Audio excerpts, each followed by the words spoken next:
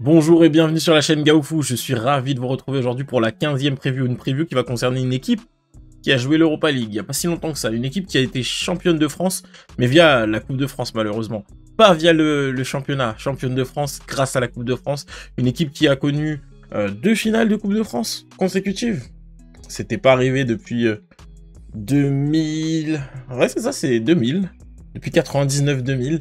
Donc une équipe qui, je pense, vous l'avez deviné et vous l'aurez remarqué, une équipe qui a des problématiques en ce moment, une équipe dont on ne connaît pas vraiment le projet. Je dois le dire. En tout cas, on va essayer de répondre à cette question. Quel est le projet? Et quelle est, selon moi, la suite du parcours de Nantes en Ligue 1? On va revenir un petit peu sur l'historique du club. 8 fois champion de France, 4 fois vainqueur de la Coupe de France, 3 trophées des champions, 56 saisons de Ligue 1, 12 consécutives. On est en train d'attaquer une 12e saison qui risque d'être remplie en émotion. 20 joueurs pros, dont 10 étrangers. Il y a 6 internationaux qui constituent aussi le groupe nantais. 26 ans d'âge moyen, c'est un des groupes les plus âgés de Ligue 1. Une mauvaise saison qui confirme aussi la chute au second plan du FC Nantes. C'est vrai que c'est malgré un très beau stade qui est le stade de la Beaujoire, une ambiance aussi qui subsiste. On a un effectif qui a une valeur moyenne de 4,4 millions par joueur et 88 millions de valeur marchande globale. Ça suffit pas pour faire mieux que 14e la saison passée, avec pour entraîneur Antoine Comboiré. On va regarder tout de suite ce qui s'est passé la saison dernière. La saison dernière, c'était une saison en Ligue 1, une saison avec 21 départs, 21 arrivées. Bon, il y a des prêts, hein, donc on sait, ça s'annule parfois. Mais on notera quand même que Ludovic Blas a quitté le club. C'était sa dernière année de contrat, il est parti pour 15 millions. Il y a eu du Quentin Merlin, du Girotto, du Delors, du Corchia, du Diac. Adjam aussi qui est parti sur le mercato d'hiver. Il y a eu beaucoup de départs au cours du mercato d'hiver, donc il y a eu beaucoup de changements, mais il y a eu quelques arrivées, c'est vrai, au cours de cette saison, notamment Mostafa Mohamed qui a signé définitivement au club suite à son prêt avec option d'achat, Douglas Augusto, Andy Delors aussi qui était arrivé mais qui est reparti en hiver, hein. Hudson, Amian, Lamine Diack en hiver, qui est arrivé, qui est vraiment revenu au club, et qui est reparti en même temps.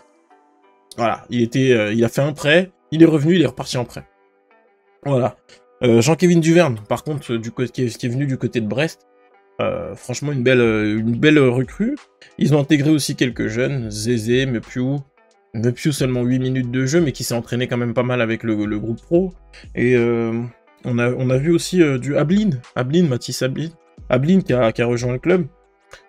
Club qui a fait une saison très décevante parce qu'ils ont joué le maintien et ça a été quelque chose de, je pense, très impactant, notamment à domicile, où on a eu que 3 victoires à domicile sur les 9 qu'ont gagné les joueurs nantais, puis nul et 19 défaites. 19 défaites, c'est l'un des plus gros totaux de cette Ligue 1. C'est franchement, c'est un point sur lequel ils ont brillé malheureusement à être en dessous de leurs adversaires, malheureusement.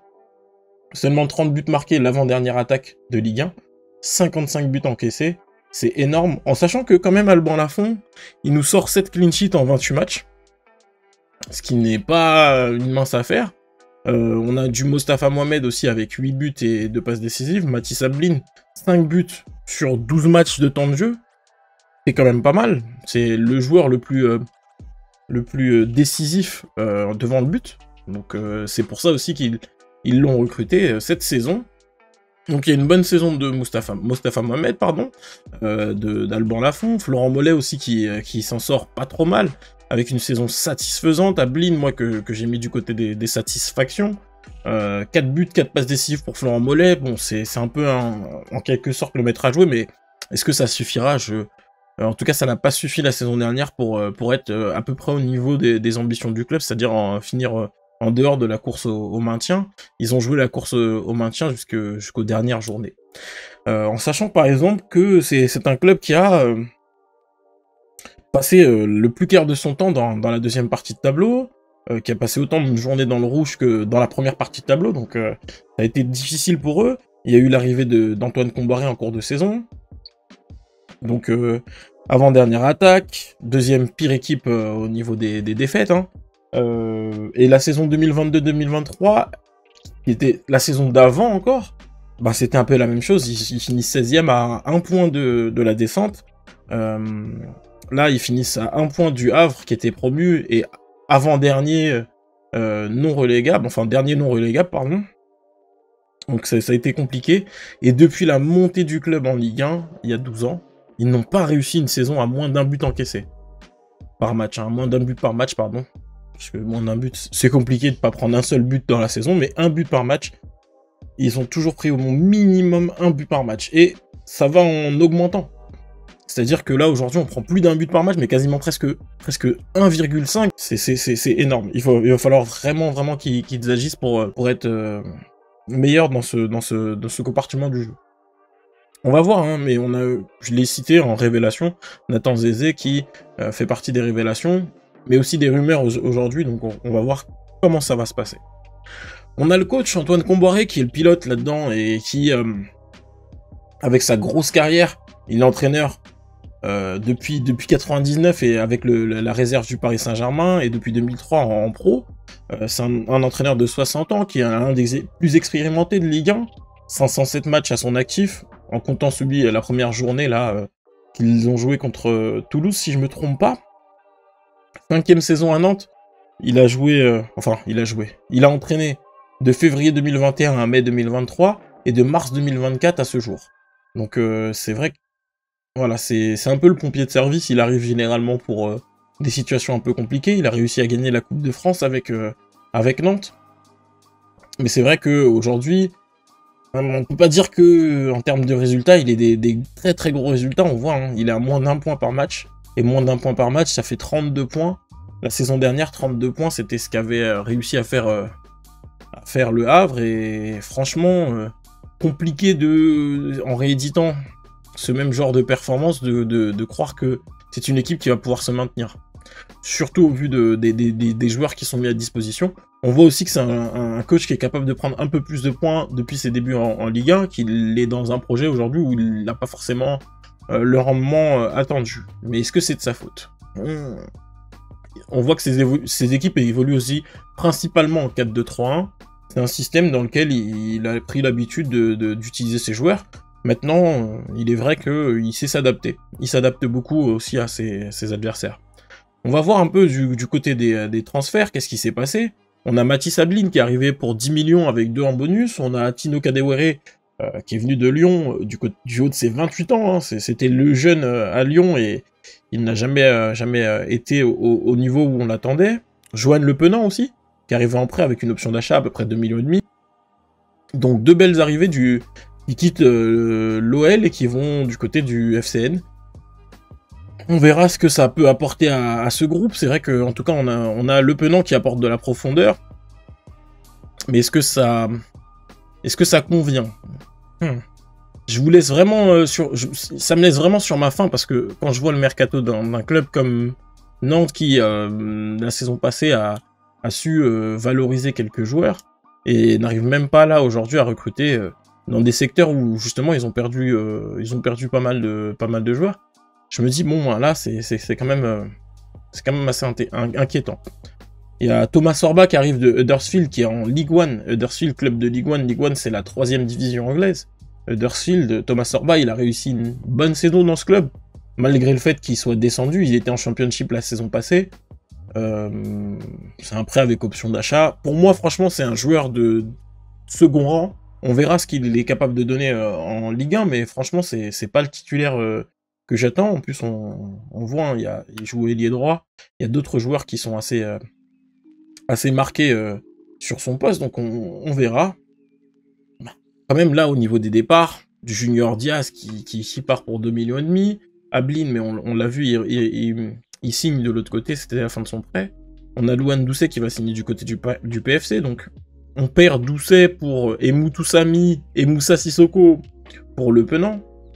Franchement, tu perds 3 joueurs, t'en reprends un qui n'a pas forcément leur expérience, ou leur talent, ou leur niveau. Le Penant, avec tout son talent, hein, j'accepte, hein, mais c'est pas un champion du monde, voilà. C'est pas un joueur international, pas encore en tout cas. C'est pas un jeune espoir du club qui est accroché, attaché à ce club. Donc franchement, je demande à voir. Et on le voit, hein, là, il y a quand même des départs. Ce qui n'est pas plus mal, hein, parce qu'il y avait quand même peut-être beaucoup de joueurs qui n'avaient pas leur place au plus haut niveau dans ce club. Mais ils perdent quand même Abdulkader Bamba. Bamba qui avait réussi quelques petites choses quand même là, au cours de la saison. Voilà, c'est vraiment ce que je peux dire. Franchement, il y a des départs, surtout du volume. Ils perdent 3 milieux, ils en prennent un. On voit Lamine Diack qui part en prêt aussi, hein, qui repart en prêt du côté de la Turquie. Junior Diaz, ben, qui part du côté de Troyes, on le voit. Ils perdent un ailier gauche, mais bon, après, c'est vrai qu'à Poix, c'était un jeune qui commençait à faire un petit peu son petit bonhomme de chemin. Franchement, il va falloir recruter parce que pour moi, tant au niveau de certains postes, et là, on va pouvoir le voir tout de suite avec notamment l'effectif position par position. Hein. On va voir l'effectif. On a Mepiou qui devrait partir. Si on parle des rumeurs, Mepiou qui devrait partir. On a Santon qui s'est fait une grosse blessure. Donc déjà sur les postes de latéraux, ça va manquer un petit peu de profondeur. Il y a Jean-Kévin Duverne qui peut prendre le relais.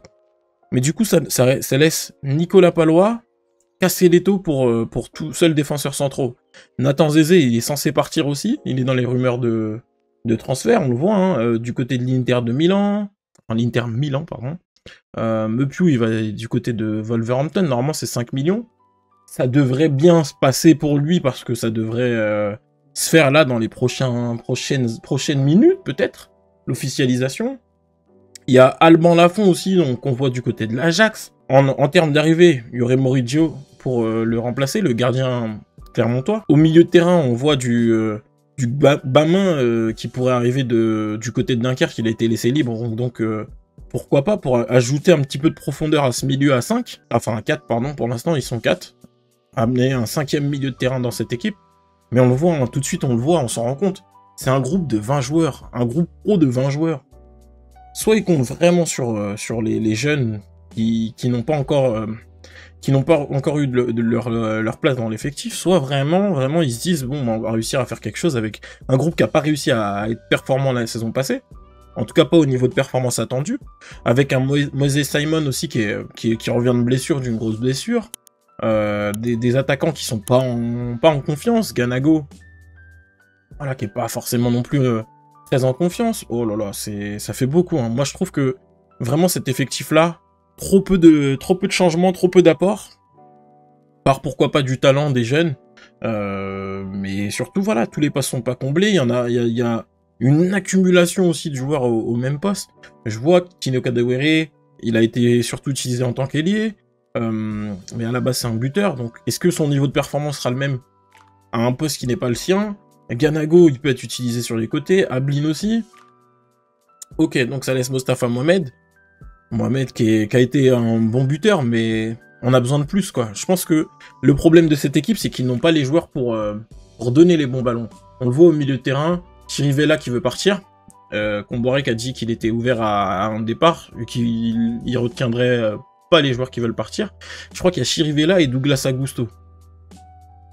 Donc si dans ton milieu où il y a déjà que 4 joueurs, tu en perds 2, dont ton capitaine, waouh.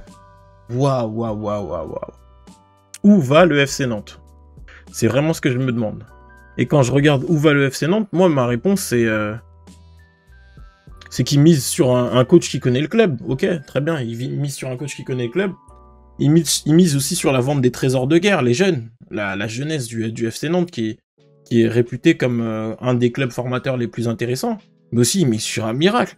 Comment avec un groupe pro aussi peu, comment dire, peu profond, en fait, tu peux espérer quelque chose en Ligue 1.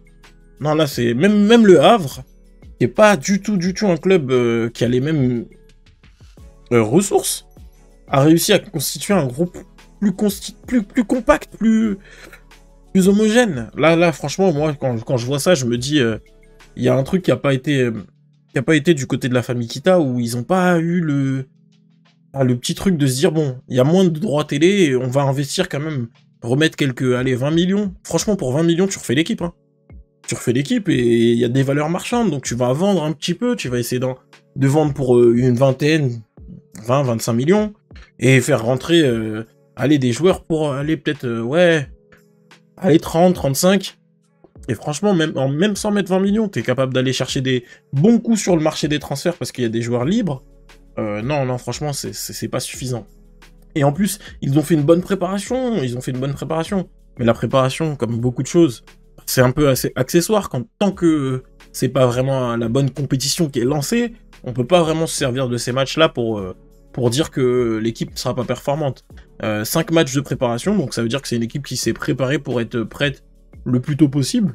On voit un bon match contre Crystal Palace, et surtout, on voit ici un calendrier qui est, franchement, qui leur est plutôt favorable, parce que ils vont commencer la saison avec Toulouse, avec Auxerre, avec Montpellier et Reims. C'est des équipes qui étaient plutôt dans la deuxième partie de tableau la saison passée. C'est des équipes qui vont jouer, là, sur les 6 premières journées, on va avoir des équipes qui vont jouer la seconde partie de tableau. Ce qui veut dire que de l'autre côté, on va avoir aussi une partie de la saison aussi qui va être beaucoup plus compliquée. Et bon, ils ont joué contre Toulouse déjà, aujourd'hui on sait, ils ont fait 0-0 contre Toulouse. Première journée, Alban Lafont qui les sauve. Franchement, voilà, Alban Lafont qui fait une performance, voilà, de très haut niveau. Mais il est censé partir. Ça va être compliqué.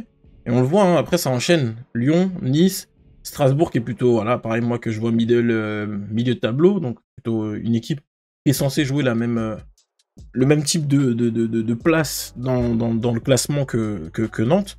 Donc Strasbourg qui sera un adversaire aussi assez intéressant à observer. Marseille, plutôt le haut de tableau. Lens, plutôt le haut de tableau. Le Havre, là on fait baisser un petit peu la pression. Tout de suite PSG, Rennes, Brest. Voilà. Et ensuite, c'est Lille, Monaco, et on enchaîne. Deuxième partie de saison. Saint-Etienne, Lyon, et là, c'est beaucoup plus équilibré. Saint-Etienne, Lyon, affront pas sur Reims, Stade Brestois. Ah, un européen, un non-européen, et ainsi de suite. Et c'est vrai que la saison va se finir sur la course au maintien, je pense, hein, pour être totalement honnête. Tu joues Toulouse, Angers, Auxerre et Montpellier. Là, ça fait 4 équipes qui, si tu te méfies pas, peuvent finir devant toi, hein. Et dans l'esprit, peut-être même Angers qui peut te poser des problèmes, et faudrait pas qu'Angers te pose de problèmes. Donc, ouais, un calendrier qui est plutôt simple, parce que si tu démarres bien, tu peux te vite sortir de ces problèmes-là, de maintien, mais si t'as un petit coup de mou, il suffit que ton effectif soit pas prêt, que t'aies quelques départs, parce que le mercato est pas fini, que tu n'arrives pas à remplacer. Ah là, on le voit, hein. Le mois d'août, il se termine là, le mercato, il se termine ici. Si ici, t'as pas pris au minimum 5 points, ça peut être vraiment difficile, parce qu'après, derrière, si t'as des départs et que t'arrives pas à remplacer, en fait, c'est... Voilà, ça s'enchaîne, hein. Et jusqu'au début janvier, ça va continuer comme ça. Et ça, c'est compliqué. Moi, c'est un peu pour ça que j'ai choisi de mettre Nantes à la 17e place, et je le dis, et c'est avec beaucoup de... Voilà, j'avais quand même ce côté, cette petite défiance un peu, cette petite méfiance, parce que j'ai pas envie de les voir finir 17e, mais en même temps, je les vois pas finir autre part, en fait. Concrètement, barragiste, en fait, moi, je vois pas Saint-Etienne descendre. Ils vont mettre les moyens pour pas descendre. Je vois pas du tout le Havre dans cette zone-là, parce que je trouve qu'ils travaillent beaucoup mieux que Nantes, alors qu'ils ont beaucoup moins de moyens. Et je vois pas Angers être meilleur que Nantes, hein, et pour ça, on va regarder un petit peu le classement. Je vois pas Angers être meilleur que Nantes. Par contre, je vois pas Nantes meilleur que Saint-Etienne, je vois pas Nantes meilleur que Auxerre. C'est vrai que le Havre, moi, je les ai mis un petit peu haut. Ça va être, je pense, corrigé dans le live du premier. Je pense que le Havre, ils vont repasser un petit peu aux alentours de la 16e place. Ça va être peut-être une course au maintien avec Nantes à distance, hein. Je vois plus ça qu'autre chose. C'est peut-être Montpellier aussi qui va redescendre un petit peu. Parce que Montpellier, je les vois un petit peu moins bien et moins près que Saint-Etienne, par exemple. Ils travaillent moins bien, ils ont beaucoup moins bien recruté. Sur beaucoup d'aspects, en fait, il y a des petites choses qui changent. Après, Michel Derzakarian, il est capable aussi de faire de bonnes choses. On l'a vu.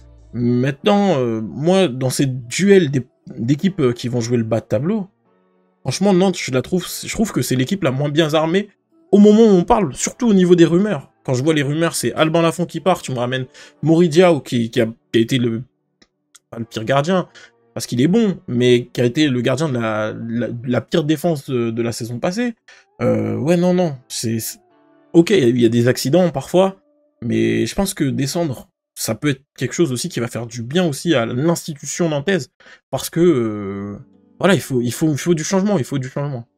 Et si le changement, il vient par cette descente potentielle, je peux pas le regretter. En tout cas, moi, tout ce que j'espère, c'est que les supporters, vous ne m'en voudrez pas, parce que c'est pas contre vous, c'est plus contre la façon dont c'est piloté et géré. Maintenant, moi, j'espère que le FC Nantes sera capable de faire une saison à la hauteur des ambitions du club. Mais normalement, le FC Nantes, moi, je suis censé le mettre à la place de Brest, là. Inversé. Voilà, ils doivent travailler mieux que Brest, normalement. C'est une équipe qui est faite pour être, voilà, dans la première partie de tableau. C'est une équipe qui est faite pour ça, en fait. Et aujourd'hui, si les dirigeants ne l'ont pas compris, ou n'ont pas mis ce qu'il faut pour qu'ils soient à cette position-là, eh bien, il faut le sanctionner. Il faut le sanctionner, il faut le dire. Et moi,